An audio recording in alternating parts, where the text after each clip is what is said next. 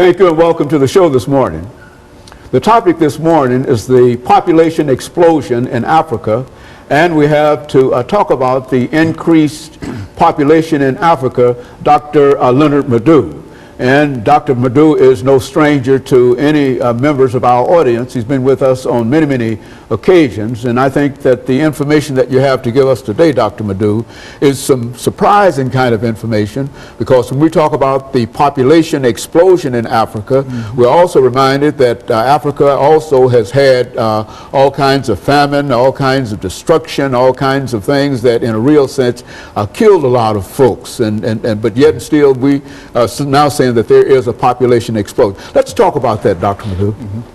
Thank you. Well, that's a topic, a lot of people either do not want to talk about or they don't understand.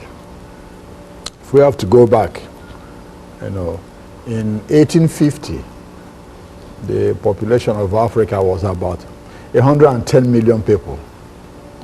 In 1950, 100 years later, the population of Africa was about 241 million people. Today, about 60 years later, the population of Africa is about 1.5 billion people. Billion of people on the continent of Africa? Yeah, 1.5 billion. 1.5 billion people on the continent of Africa. Exactly. In 1950, it was 241 million. Today, 1.5 billion people on the continent.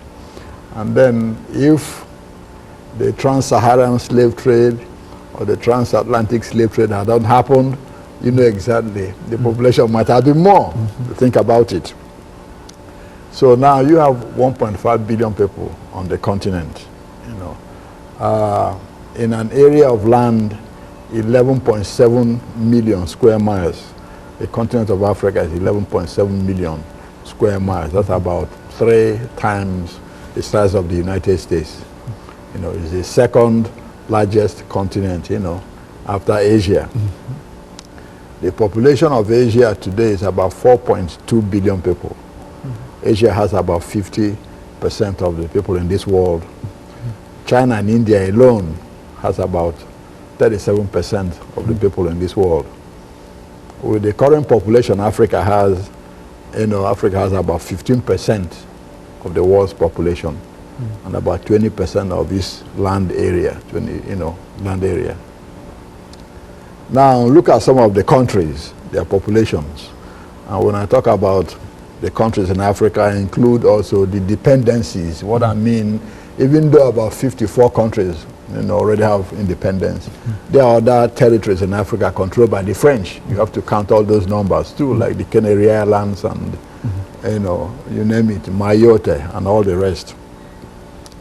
In West Africa, Nigeria is the largest, the most populous, of course, in the whole continent anyway. But in West Africa, Nigeria has about 160 million people. In 1960, when Nigeria became independent, it had 55 million people in 1960. Today it has 160. Ghana has 25 million people. Ivory Coast, 20 million people. You go to East Africa, Ethiopia has about 85 million people. Tanzania has 41 million people. Uganda has about 32 million people. Kenya has about 39 million people. You go to Southern Africa, South Africa has about 49 million people. Zimbabwe about 15 million people. In North Africa, Egypt has about 85 million people. Algeria has about 49 million people. Morocco has about 34 million people. And Ethiopia has about 85 million people. Now you have the extremes, high populations like Nigeria, Ethiopia, Egypt. Then you have those that have very few, people in the countries. For example, the Seychelles has less than 100,000 people. It's a country. Equatorial Guinea has about 600 or 700,000 people. The Comoro Islands has about 500,000 people. But then you put all these countries together, the total population is about 1.5 billion people today.